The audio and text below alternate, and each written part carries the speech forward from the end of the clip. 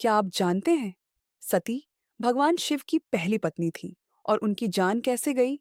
सती राजा दक्ष की पुत्री थी, लेकिन उन्होंने विवाह किया था महान योगी भगवान शिव से।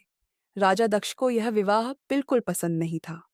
उन्हें लगता था कि भगवान शिव जंगलों में रहने वाले, भस्म लगाने वाले साधु हैं।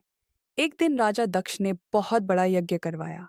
सभी देवताओं को बुलाया गया, लेकिन भगवान शिव को जानबूझकर नहीं बुलाया। जब साती को यह पता चला, तो उन्होंने भगवान शिव से कहा, मैं अपने पिता के यज्ञ में जाना चाहती हूँ। भगवान शिव ने उन्हें समझाया, वहां अपमान होगा, मत जाओ। लेकिन सती अपनी श्रद्धा और पिता का सम्मान करते हुए वहां चली गई।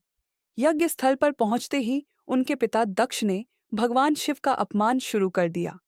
अपने पति का अपमान सुनकर सती का हृदय टूट गया। उन्होंने क्रोध और दुख में कहा, जिस पिता ने मेरे पति का अपमान किया, उसका शरीर लेकर मैं अब जीवित नहीं रह सकती। और उसी यज्ञ की अग्नि में सती ने अपने प्राण त्याग दिए। जब यह समाचार भगवान शिव तक पहुंचा, तो उनका क्रोध भयंकर हो गया। उन्होंने अपनी जटाओं से वीरभद्र को उत्पन्न किया।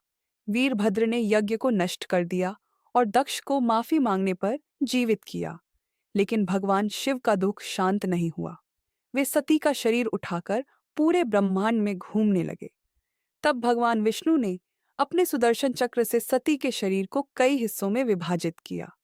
जहां जहां अंग गिरे, वहां शक्तिपीठ बने। लेकिन सबसे बड़ा और महत्वपूर्ण शक्तिपीठ है गुह्येश्वरी टेम्पल, काठमांडू, नेपाल। कहा जाता है, अगर आप गुह्येश्वरी में पूजा कर लेते हैं, तो किसी और शक्तिपीठ जाने की जरूरत नहीं। यहाँ पूजा करने से शक्ति, सिद्धि और मोक्ष की प्राप्ति मानी जाती है।